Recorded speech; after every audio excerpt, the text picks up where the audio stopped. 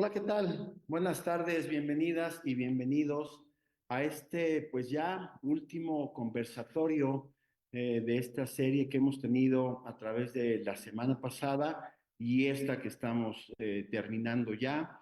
Y bueno, pues me complace mucho, estoy muy contento de compartir este, pues este espacio, ¿no? Con nuestros invitados, que obviamente tenemos manteles largos, tenemos a dos invitados muy importantes, dos personas que pues en verdad han estudiado acerca de todos estos temas, ¿no? Tan importantes dentro del deporte. Y pues bueno, en esta serie, ¿no? Pues, culminando ya estos conversatorios, los valores del juego limpio, hoy vamos a hablar de un tema muy importante, pero además de muy importante, muy interesante, los medios de comunicación colectiva como promotores de buenas prácticas en la afición deportiva. Y bueno, pues para esto voy a presentar a los invitados. En primer momento tenemos a la doctora María Fernanda Valdés Figueroa. Ella es titular del Instituto de las Mujeres Naucalpenses y la Igualdad Sustantiva. Y bueno, también para esto me voy a permitir compartirles algo del currículum de la doctora. Ella es licenciada en comunicación, maestra y doctora en diseño por la Universidad Autónoma del Estado de México. Se ha especializado en el análisis de las relaciones y estereotipos de género y la interacción de las personas con las redes sociales y plataformas digitales a partir de estos. En la academia también ha colaborado en proyectos de investigación como parte del cuerpo académico y como etnógrafa.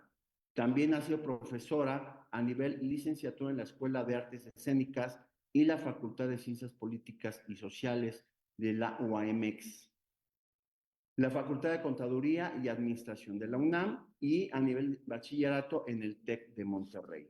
Fue coordinadora de comunicación del Sistema de Información Científica de DALIC, jefa de Departamento de Gestión Cultural de la Dirección General de Atención a la Comunidad Universitaria de la UNAM, jefa del Departamento de Comunicación de la Secretaría de Cultura Física y Deporte de la UAMEX y gerente de contenidos en la agencia Smart Content.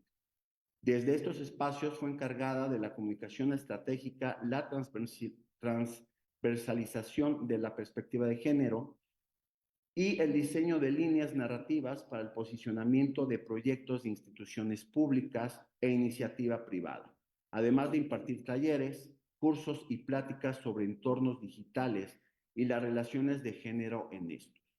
Fungió también como secretaria técnica del Sistema Municipal DIF de Naucalpan de Juárez y actualmente es titular del Instituto de las Mujeres Naucalpenses y la Igualdad Sustantiva.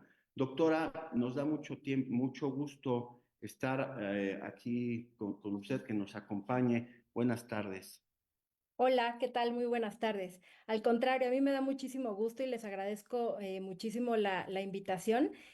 Para mí, cualquier cosa que tenga que ver con la máxima casa de estudios de este país siempre es como una prioridad. Entonces, con mucho gusto acepto estas invitaciones y además que me da mucha alegría poder estar compartiendo con ustedes sobre un tema que además ahora forma parte, como no lo había hecho en otros tiempos, de las conversaciones en torno al deporte. Entonces, para mí, la verdad es que el que existan estos espacios de diálogo es fundamental para los temas que son de mi interés y del de muchas mujeres. Estamos viviendo una época en la que hemos ganado muchísima visibilidad, el deporte no ha sido la excepción y por eso precisamente hay que seguir hablando de estas temáticas. Entonces, muchísimas gracias por la invitación. Para mí es un honor estar con ustedes esta tarde y pues bueno, platicar de asuntos que a veces dicen, ¿no? Que no estoy segura, corríjanme si me equivoco, pero es Eduardo Galeano que el deporte era lo más importante de lo menos importante. Creo yo que es sumamente importante porque está vinculado con un montón de otros aspectos que nos definen como sociedad y desde ese enfoque creo que es desde el que hay que darle la relevancia que tiene. Claro que sí, doctora, y coincido con usted. Eh, el deporte pues forma, ¿no? Nos forma como seres humanos, es un complemento importante de nuestro desarrollo integral. Y bien, por otro lado, tenemos al doctor Mario Ortiz Murillo. Doctor, bienvenido. Gracias por estar con nosotros. También me voy a permitir hablarles algo del doctor Mario Ortiz. Él es licenciado en Sociología y Ciencias de la Comunicación por la UNAM. Obtuvo la medalla Gavino Barreda en ambas licenciaturas, pasante de la licenciatura en Historia por la Facultad de Filosofía y Letras, maestro en Estudios Regionales en el Instituto de Investigaciones Doctor José María Luis Mora. Realizó una especialización en Derecho Indígena en la Facultad de Derecho de la UNAM y el Instituto de Defensoría Pública.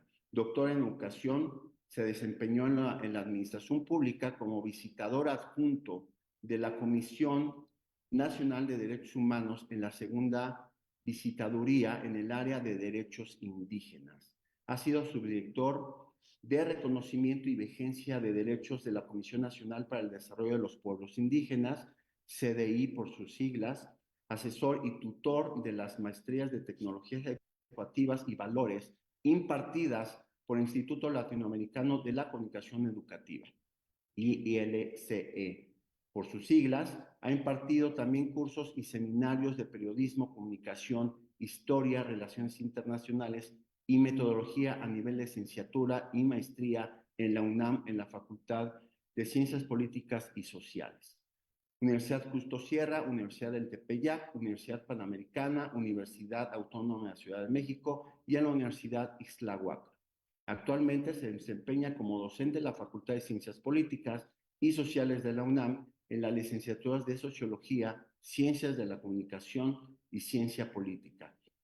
Funge también como profesor de tiempo completo en el área de comunicación en la Universidad Justo Sierra. Representante externo del Consejo Técnico de la Maestría de Comunicación en la Universidad Iberoamericana ante CONACYT, consultor en comunicación política e institucional. Ha escrito 2 manuales de citado APA para estudiantes universitarios, así como las columnas políticas, crónicas de periodismo narrativo, textos literarios y ensayos académicos en diferentes publicaciones como Acta Sociológica, Revista Bicentenario del Instituto Mora, Diario Plaza Juárez, Revista Zócalo, Excelsior, El Universal y la Dirección de Cultura de la UNAM. Doctor, bienvenido esta tarde, gracias por acompañarnos. Muchas gracias, César. Te agradezco. Saludos, maestra Fernanda, doctora. Es un placer, ¿no?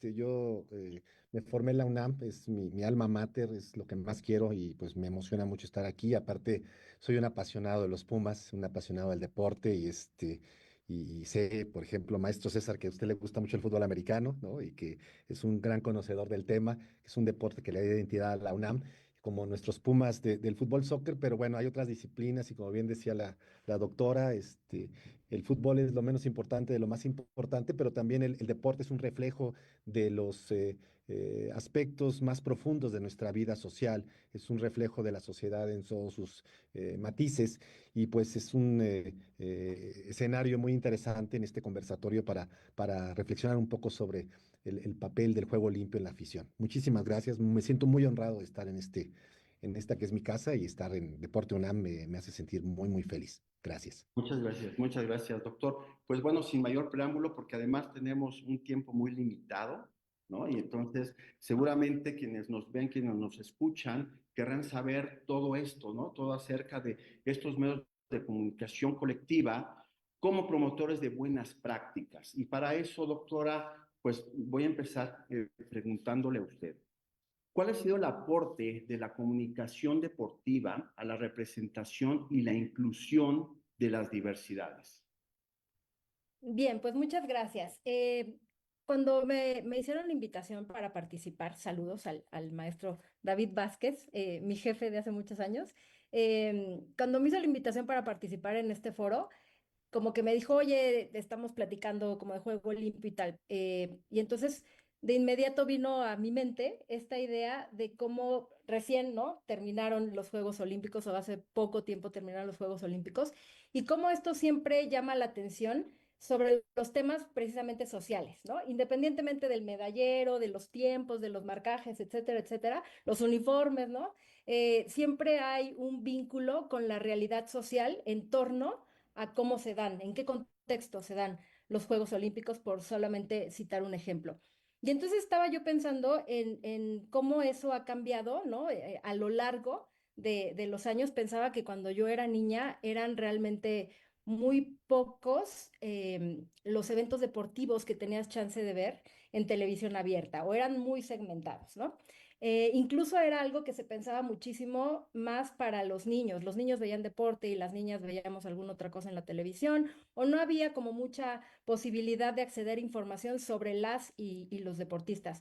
Yo recuerdo, por ejemplo, que en ese entonces estaba encumbradísima Nadia Comaneci y yo no tenía muchas imágenes de ella, ¿no? Sabía que había tenido un 10 perfecto, escuchaba por ahí de lo que me había platicado mi mamá o había visto en algún periódico, alguna revista que aparecía por la casa, pero no es como que yo pudiera conocer mucho más de Nadia Comaneci, ¿no?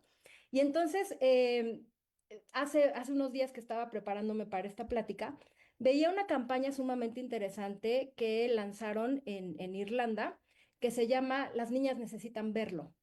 Y es una campaña maravillosa que habla justamente de cómo las niñas construyen sus ideales estéticos, físicos, profesionales, deportivos, de lo que sea, a partir de las imágenes que tienen disponibles y a partir de la información que está disponible en su contexto.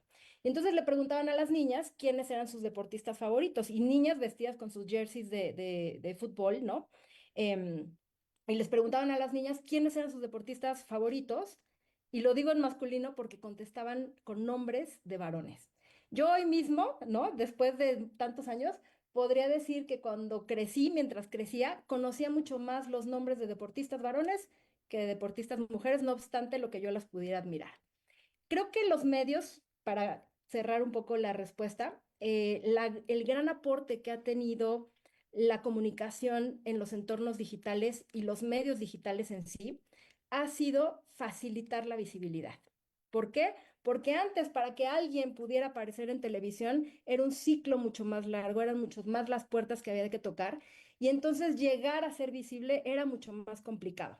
Hoy en día nos enteramos, ¿no? De aquellas niñas, niños que se vuelven talentos o que son talentos que alguien descubre, quizá gracias a una publicación que alguien hizo en su Facebook porque lo cachó literal en la calle, ¿no? O lo vio por ahí.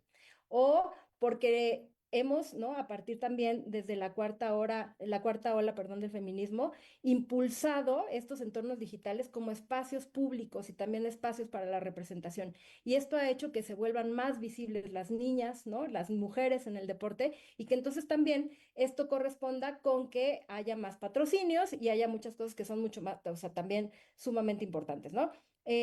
Pasaba que si las mujeres no eran tan populares, pues accedían a menos campañas publicitarias, ¿no? Había menos marcas interesadas en ellas, pero eso se correspondía con esto que platicaban las niñas sobre la falta de visibilidad. No tengo a quién admirar.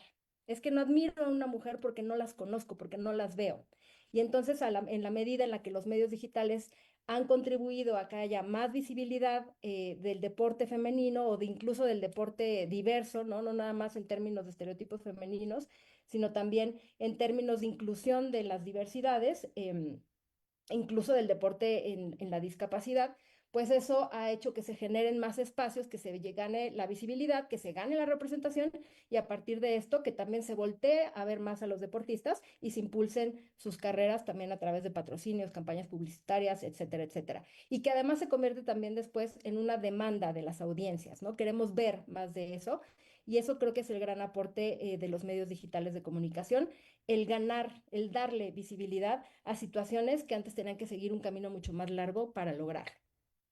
Claro, y que además esto que nos comparte, doctora, es importante porque de repente, sí, pues, años 70, años 80, ¿no? El tener, por ejemplo, quizás recuerde a tenistas, mujeres, ¿no? Que eran de deportes profesionales, por lo menos salían en los periódicos, ¿no? Pero que sin embargo ahora con estas redes sociales, con este acceso a la información que tenemos tan importante, pues ahora no solamente tenemos, o sí, no solo tenemos que esperarnos a los Juegos Olímpicos, Ya podemos abrir una red social cualquiera y podemos ver, podemos saber qué resultados ha arrojado incluso al otro lado del mundo, ¿no? En algún deporte que puede ser no muy popular, pero que al final de cuentas está ahí, ¿no? Y eso se vuelve importante dentro de esto.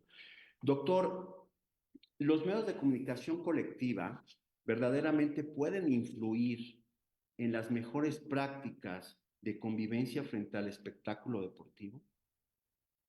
Claro que sí, maestro César. En efecto, o sea, si hablamos de la historia de los medios, cuando surgen los medios son psicólogos y sociólogos los primeros en estudiar precisamente la influencia que están generando, precisamente cuando se dan cuenta, como en el caso de aquella transmisión famosa del 30 de octubre de 1938, que una transmisión que hace Orson Welles de repente hace que una parte de Nueva York se enfríe y que piense que es el apocalipsis, pero otro sector de la población como que la ignora, ¿verdad? De ahí surge esa teoría de la influencia selectiva, porque hay un sector que sí atiende con mucha manipulación, hay sectores, pero cada sector tiene una manera de recibir el mensaje.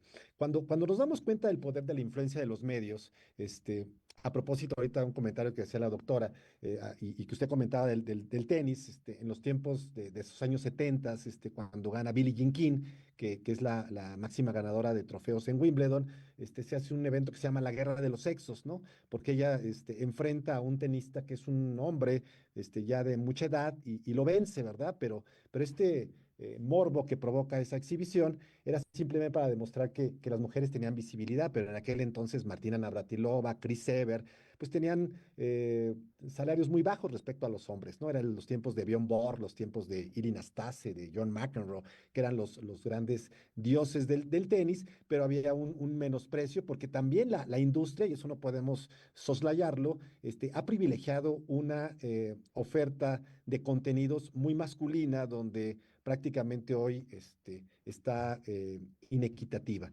Y la influencia es muy latente, solamente para ejemplificarlo. El gusto, por ejemplo, del fútbol en México es gran responsabilidad de los medios. O sea, para los que nos gusta el béisbol, ¿no? Por ejemplo, es mi deporte favorito, sí me gustan los Pumas y todo, pero mi pasión siempre. Uno puede ver la enorme industria que tiene el deporte en sus medios para programas, contenidos, análisis, noticieros. Hay canales exclusivos, por ejemplo, el periódico Récord solamente presenta fútbol y aunque un deportista beisbolista como Julio Urias gane un juego de serie mundial, lo va a poner en interiores porque su agenda dice que el fútbol es lo más importante. La influencia es muy importante y por cierto, cuando surgen los medios en México, lo primero que se transmite en la televisión es el béisbol, ¿no? Y de hecho Ángel Fernández es uno de los comentaristas que viene del béisbol y por órdenes de Emilio Azcárraga se le pide que empiece a prepararse porque el béisbol por consigna va a ser el deporte en el que se desarrollarán. Y en ese contexto, pues Emilio Azcárraga, pues coloca a un hombre de confianza en la vicepresidencia de la Organización Internacional de Televisión, promueve la llegada del primer mundial en México, que es México 70, que además para ello se construye ex profeso el Estadio Azteca y se va configurando pues que la empresa más importante de televisión pues tiene también al equipo más apoyado y va construyendo precisamente estos gigantes en torno a una influencia y pues por eso a los americanistas les viene también esto de ódiame más, ¿verdad? ¿Cómo no va a odiar uno tanto este poder totalitario de una época donde la televisión era casi monopólica y solamente se hablaba de Televisa? Incluso era una de las consignas para muchos comunicadores, era ser del América, irle tener como respeto a la Virgen de Guadalupe y no meterse con el ejército, era la santa trinidad de los medios. Y este poder es muy significativo y hoy los medios incluso tienen agendas y tienen intereses y van construyendo valores y van también acercándose a intereses económicos porque están totalmente involucrados. Es el caso de muchas empresas televisoras, es el caso de muchos grupos económicos y esto habla abiertamente precisamente del poder y la influencia que podríamos estarnos aquí todo el día citando ejemplos que incluso las campañas ahora de responsabilidad social no son tan auténticas porque son resultado de presiones globales, de cómo pueden asociar buenos valores, pero simplemente como el tema del grito homofóbico, ¿verdad? No salió de de la pureza del organismo más corrupto del mundo, que es la FIFA, sino de un contexto global en el que ese tipo de cosas eran mal vistas y ahora pues ya se han generado políticas de presión para irlo exterminando, pero esos comunicadores que en otro momento no se indignaban, pues eran precisamente los que ahora hacen campañas de satanización contra los comportamientos en los estadios. Entonces sí, el poder de esta influencia, que puede llegar a los niveles más altos como la manipulación, sí está muy de la mano del desarrollo y del poder que han alcanzado los medios como una industria de la comunicación. Y que además, doctor, este alcance, ¿no? Que por ejemplo, ahorita usted hablaba de un dato interesante acerca de la televisora que fue monopolio en algún momento, ¿no? Pero que sin embargo, toda la apertura que ha habido ahora con diferentes canales, con diferentes, me recuerdo, por ejemplo, igual en los años 80, ¿no? Cuando Imevisión fue como la parte contraria y esta parte contraria era la que tenía una línea diferente, ¿no? La que tenía que influir contra el americanismo en este caso, ¿no? Contra este monopolio tan grande y que pues al final de cuentas marcaba un camino, ¿no? Marcaba un camino hacia qué es lo que queríamos hacer, cómo queríamos hacerlo y obviamente en contra de este equipo poderoso, ¿no? Por decir algo mínimo, pues, pero que al final de cuentas ahora tenemos más opciones y esas más opciones todavía, pues nos van guiando, nos van influenciando en lo que, pues, de cierta manera queremos consumir, ¿no? En Claro. relación al deporte. Muy bien, doctor. Doctora, seguimos con usted. ¿Qué papel han jugado las redes sociales digitales en la comunicación deportiva?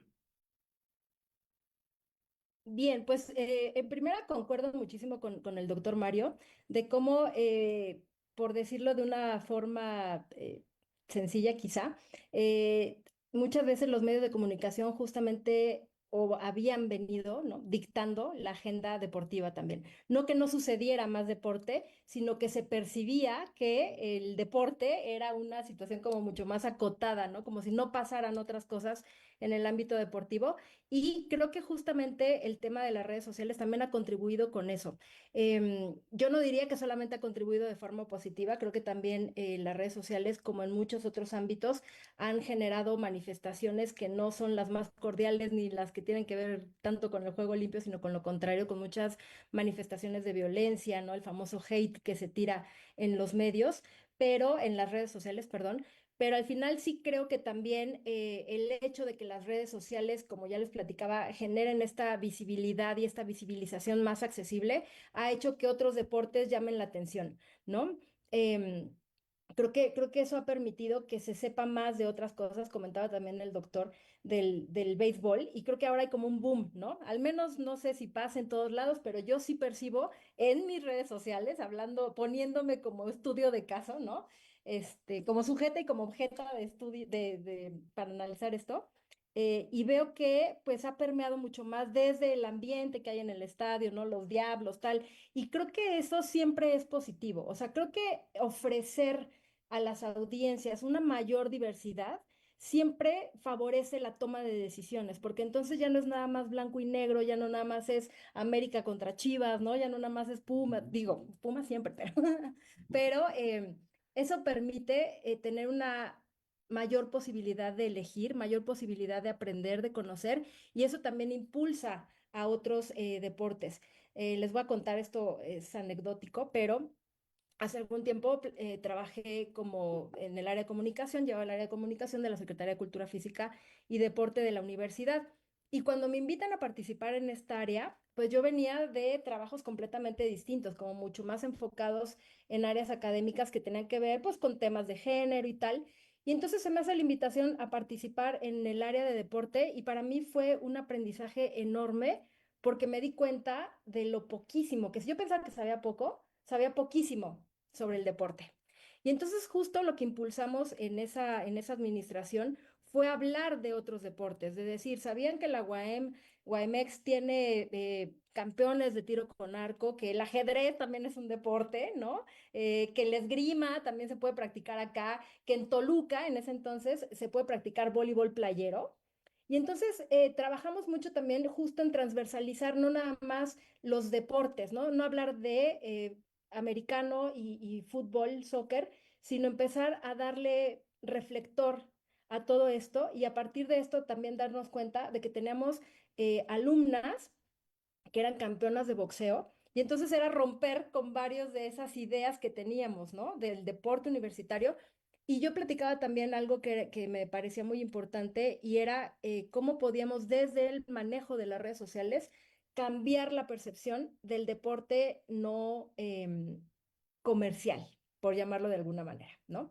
Lo importante que era también mostrar al deporte universitario como un deporte competente y competitivo, como un deporte de alto rendimiento y no nada más como que en lo chiquito, como que igual y no pasan a profesionales, sino detectar también por qué no se daba ese brinco al deporte profesional por la falta de información, de comunicación, de patrocinios, de apoyos que tenía justamente el deporte universitario, ¿no? Entonces creo que las redes han ayudado muchísimo para eso y para exponer esa diversidad, para hablar de otras cosas, para sacar de la polaridad algunos temas y entonces poner en el escenario otras informaciones que se puedan discutir, de las que se pueda hablar. Hoy vemos cómo ya superada quizá o avanzada esta barrera de las mujeres en el deporte, también empiezan a tocarse otras temáticas, ¿no? De, ok, ahora ya hay más mujeres participando en el deporte, hablemos de cómo tienen que alcanzar la igualdad salarial, hablemos de cómo las marcas tienen que participar de otra manera, hablemos de cómo estas prácticas han sido machistas o han sido excluyentes o cómo ahora también podemos ver, y que me encanta la idea, los Juegos Paralímpicos, porque antes no los veíamos. Ujú. Y entonces a lo mejor no les daban tanto reflector porque decían, ay, pues iban a participar cinco, ¿no? Es que es bien difícil que haya deportistas. No, es que no se generaban las condiciones para que existiera el interés, para que existiera el apoyo y para que además se diera el consumo cultural, ¿no? De esa información que también es relevante y que también es interesante, no nada más como decir, ay, la gente con discapacidad, pues ve el deporte con discapacidad, ¿no?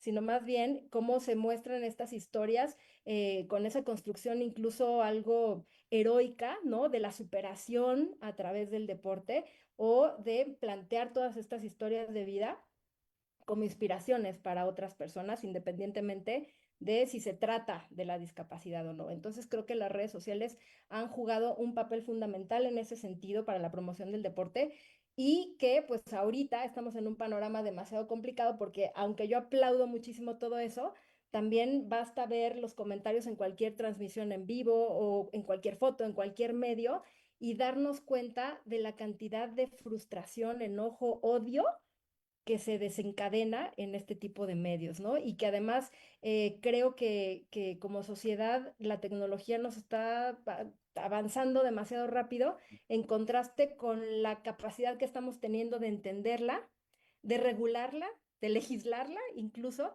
y entonces esa es como la brecha que creo que hoy se ha vuelto algo peligrosa, pero creo que el que existan espacios justo como el de esta tarde favorece también ese diálogo un poco más conciliador y que no porque tenemos la posibilidad de poner cualquier comentario ofensivo sin que no tenga represalias porque podemos usar un anónimo o porque no van a venir a reclamarme en mi cara.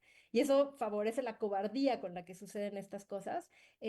No significa que no podamos hacer algo al respecto, ¿no? O sea, yo creo que en la medida en la que hablamos de esto, en la medida en la que invitemos a quienes trabajamos con jóvenes a hacer un uso un poco más responsable de las redes sociales, favorecemos esa cultura menos violenta y creo que cualquier trabajo que se haga para disminuir cualquier tipo de violencia es un trabajo que vale la pena hacer y en el que hay que ser incansable, estemos en la esfera en la que estemos. En donde estemos, doctora. Estoy totalmente de acuerdo porque además la difusión de tantas disciplinas deportivas, ¿no? Aquí, por ejemplo, la universidad cuenta con 94 disciplinas deportivas diferentes. Y entonces de repente pensamos en tenis de mesa o tiro con arco, o pensamos en el cricket, o pensamos en el hockey sobre pasto. Y entonces empezamos con cada uno de los deportes pero que al final de cuentas, quedarnos con la parte positiva de las redes, porque efectivamente, como usted dice, el hate, este famoso hate, ¿no? Que muchas veces también, y perdonen la expresión, pero como lo que usamos nosotros, ¿no? Decir, son coaches de sillón, ¿no? Esta persona que está viendo en la comodidad de su sillón y opinando y diciendo es que yo, y entonces esa parte positiva, evidentemente, tenemos que trabajar en ella, hacer algo para que esto no se esté constantemente y quedarnos con la parte buena, ¿no? Que la parte buena al final de cuentas es lo que sirve para difundir el deporte, lo que sirve para la difusión de la cultura al final de cuentas, ¿no? Que esa es una parte muy importante. Doctor, ¿cómo pueden los medios tradicionales y las redes sociales contribuir a reducir la violencia entre los aficionados en los estadios?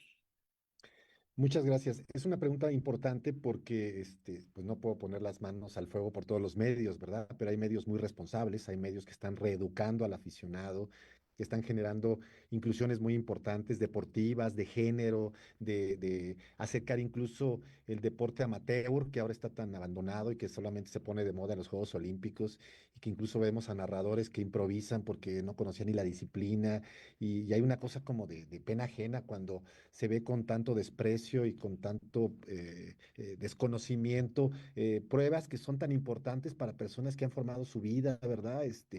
La agenda incluso de los Juegos Paralímpicos que ahorita mencionaba la doctora, es una agenda muy, me parece injusta en términos de difusión porque se mencionan a grandes rasgos los triunfos, pero no se le da la misma cobertura. Pese a ello, bueno, también hay una democratización de los medios, ¿no? Como cuando surgió la globalización, pues entraron momentos como de esperanza, porque ya no eran las grandes empresas y los corporativos los que tenían ese control, sino que se estaban generando opciones interesantes.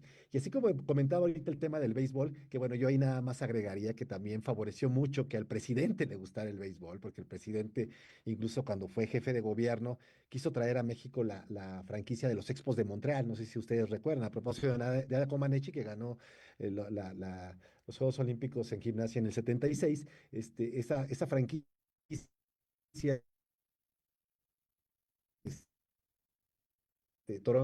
Canadá tiene dos franquicias que sacaba los gastos y entonces querían combinar algunos juegos en Montreal y algunos juegos con otro equipo, pagarlos. El jefe de gobierno tenía esa intención, pero bueno, eh, pues no se pudo consolidar. Ya saben que hay un canal, que es el Canal 11, que transmite juegos como Pelotero a la Bola, y hay un impulso, ¿verdad? Y bueno, además empresarios que han puesto mucho capital, como el contador público Alfredo Har por los Diablos.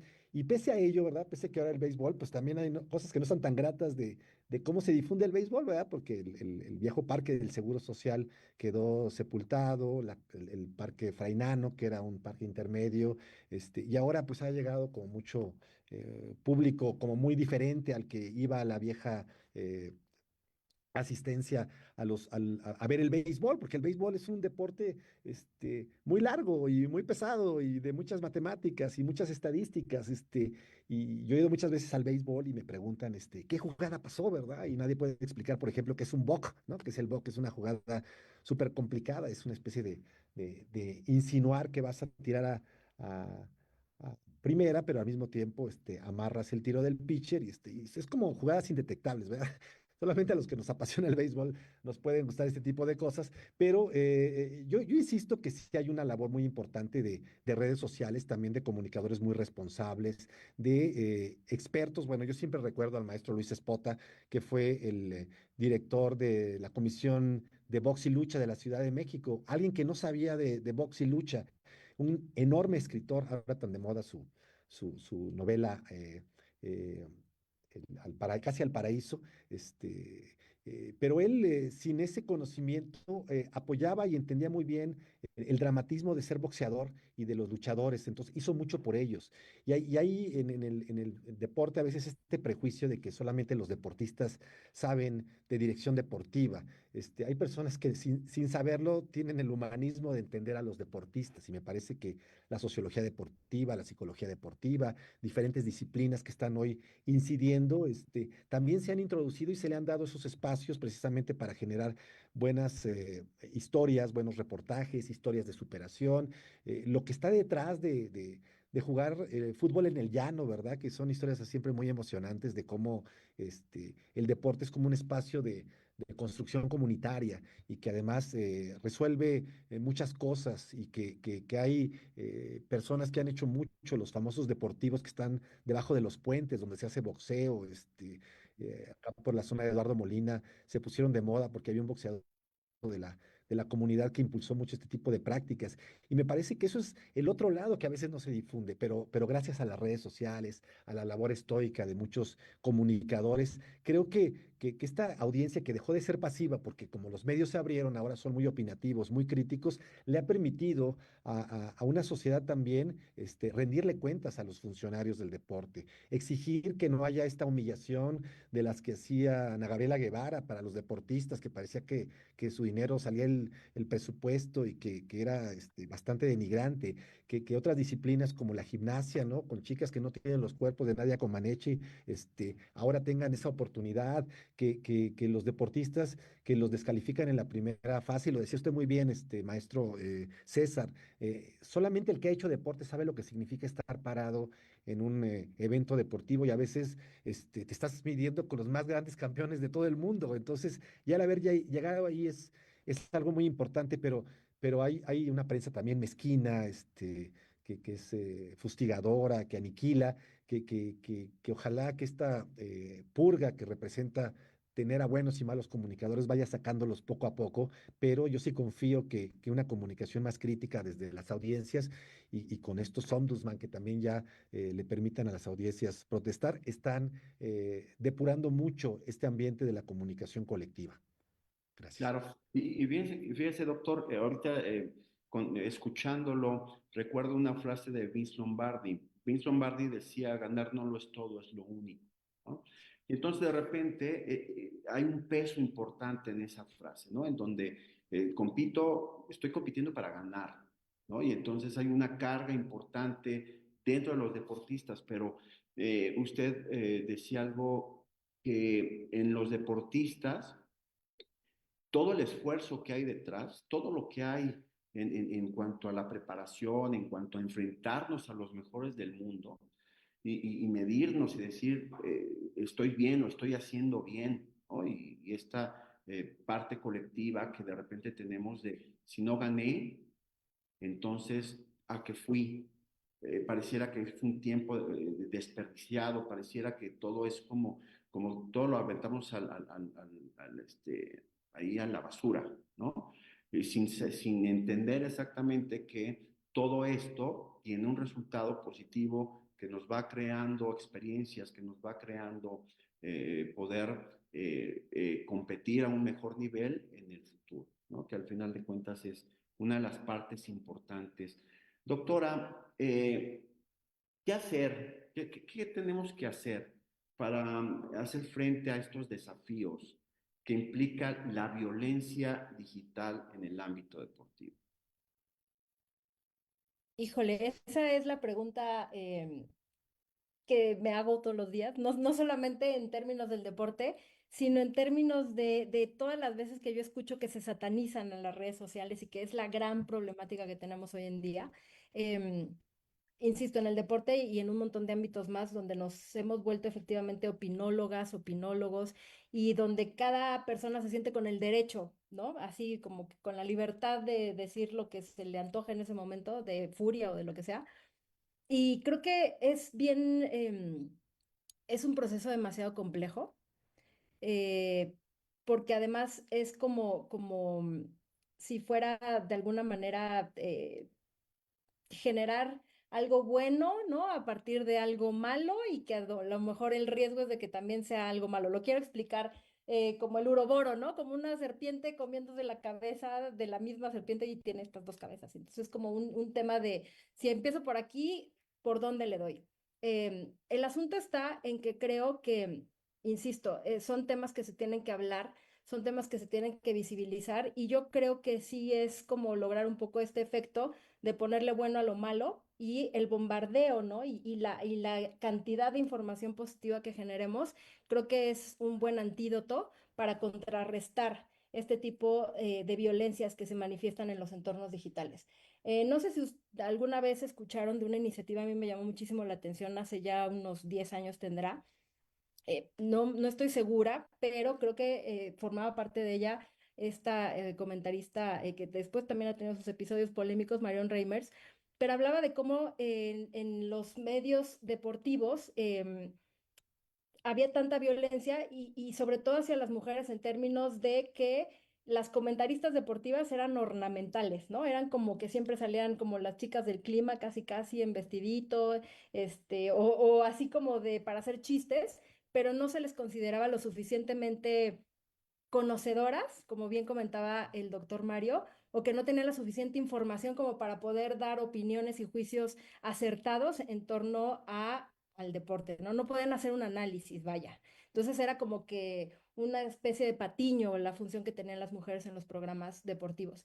Y entonces a partir de esa polémica y a partir de esa crítica más bien, surgió una iniciativa que se llamaba Versus y que entonces lo que hacían era justamente como decir, a ver, si en mis redes sociales todos los días recibo esta cantidad de ofensas, como que hacían el experimento social de poner a personas de la vida real y decirles, ¿le puedes leer esto en su cara? ¿No? Y ponían a la comentarista y le decían, a ver, léeselo en su cara. Y empezaban a ver, eres una no sé qué, mamacita, tal, ¿no? Y entonces la gente se incomodaba, ¿no? Y era así como de, no lo dirías en persona, ¿por qué lo dices en los entornos digitales? Y creo que este tipo de ejercicios funcionan en cualquier ámbito porque, insisto, lo que hay que promover es un uso más consciente y más responsable de estos entornos. No podemos esperar a que las leyes regulen, ¿no? A que las plataformas detecten las palabras ofensivas y las quiten. Sí podemos más bien aspirar a generar un poco más de conciencia con los mensajes positivos, a entender que es una problemática global y que pega en un montón de ámbitos más. Y entonces, pues eso, ¿no? Tratar de promover las imágenes y las ideas positivas en torno al deporte, justo como esto tan importante que comentaba el doctor Mario, como un factor que fortalece el tejido social, que genera comunidad y que en el deporte radica muchas veces la posibilidad de una generación o de un grupo de jóvenes de salir adelante de un montón de situaciones que les están afectando hoy en día.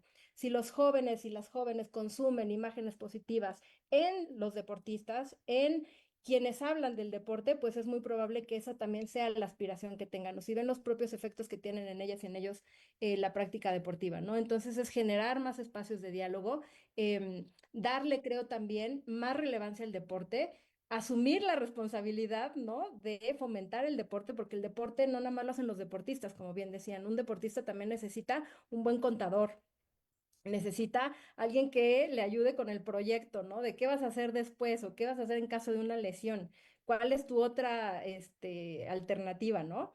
Y entonces creo que de eso se trata, de generar información positiva para contrarrestar la negativa. Sé que suena de alguna manera idealista, pero pues si tenemos los mismos recursos a la mano para lo bueno que para lo malo, pues utilicémoslo para lo bueno, ¿no? A mí me gusta mucho y con eso cerraría mi intervención esta idea de que ahora se dice mucho que hemos deshumanizado a la sociedad a partir de la tecnología y yo siempre propongo que humanicemos a la tecnología, ¿no? Si la tenemos a la mano, tratemos de darle un uso mucho más humano y es una empresa idílica quizá, pero pues con esfuerzos como el que estamos haciendo hoy, creo que se puede contribuir.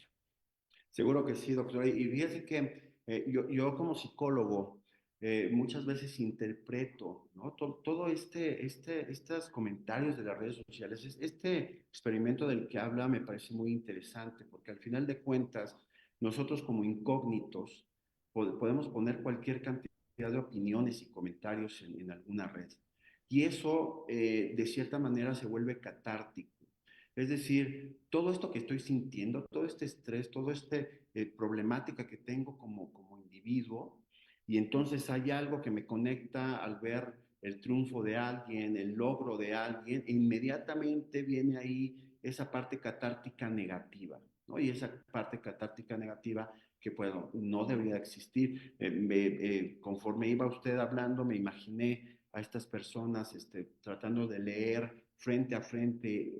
La verdad es que me pareció incluso incómodo a mí mismo, ¿no? Hasta decir, hasta escucharlo sería como una locura. Pero bueno, al final de cuentas existe y hay que combatirlo. ¿no? Doctor, para ir cerrando, Claro. ¿por qué es necesario que los narradores y comunicadores del deporte asuman con responsabilidad de informar y orientar a la opinión pública? Es muy importante porque los comunicadores se deben a la sociedad, porque la trascendencia de la información, de las notas, de los reportajes, de las crónicas, van a ayudar sí, a esta labor educativa, pero también van a ayudar a valorar más el esfuerzo y el trabajo de los que se dedican a una disciplina.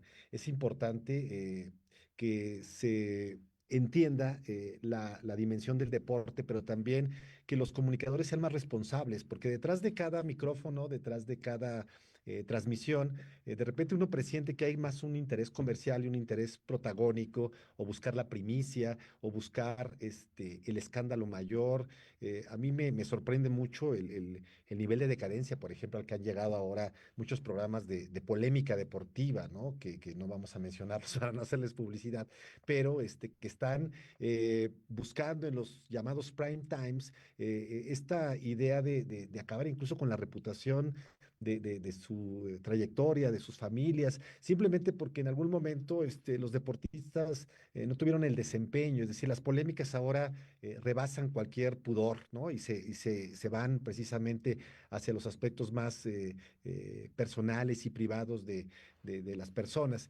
Y me parece que en ese sentido, la Fundación Gabo, por ejemplo, la Fundación de Gabriel García Márquez, ha hecho un esfuerzo muy importante por construir una nueva ética, por generar desde el periodismo deportivo la posibilidad de contar historias que tengan significación social, pero también que sean precisas, que se note el profesionalismo. Uno agradece precisamente cuando está frente a los medios a ese periodista, no sé si conocen a Alfredo Jicotencal, que es uno de los grandes pioneros del periodismo deportivo olímpico. Él trabajó en los tiempos del Tibio Muñoz en el 68, ¿no? Y todavía está vigente. Es un periodista que cubre, por ejemplo, el deporte ciencia. Ahorita hablaba la doctora del ajedrez y qué poca cobertura existe para un deporte tan importante en el desarrollo del intelecto como el ajedrez, como muchas otras pruebas. Y bajo ese principio, uno esperaría que los profesionales de la comunicación, que la comunicación deportiva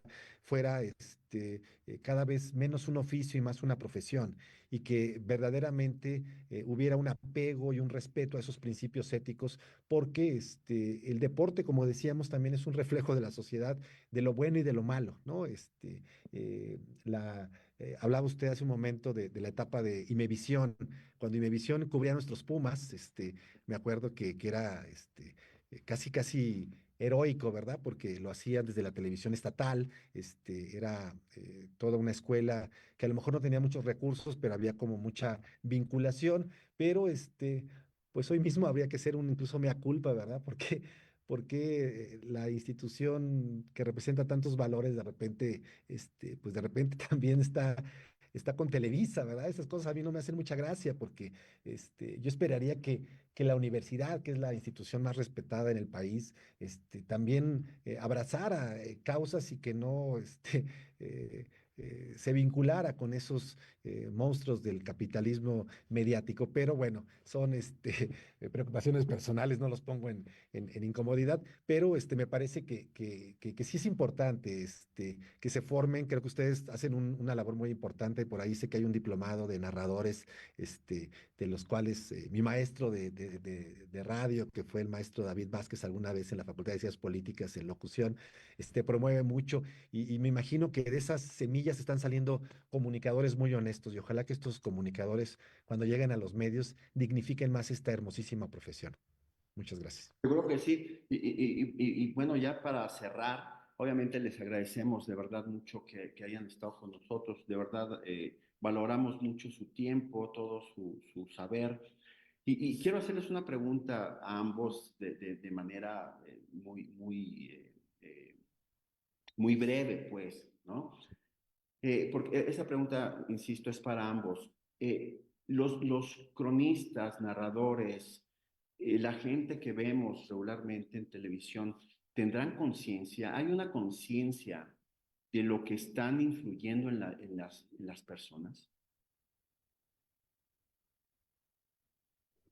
Si gusta, maestra, doctora, doctor. Ay, eso es trampa.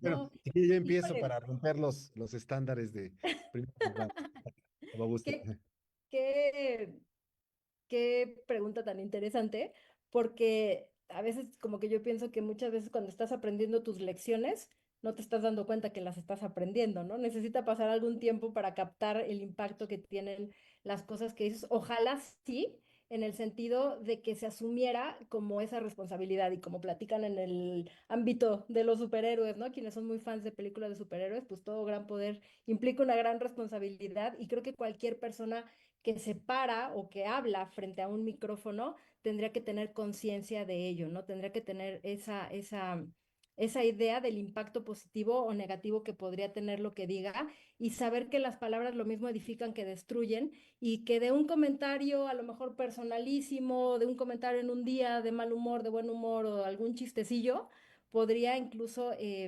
afectar, ¿no? No solamente la vida personal, sino también la carrera de una persona, de un equipo, de un grupo de personas que están haciendo un esfuerzo grande, ¿no? Entonces creo que sobre todo eso, esa conciencia tendría que existir. Pienso que hay quienes la tienen, pienso que como en todos los ámbitos hay gente absolutamente comprometida con su pasión y con su profesión.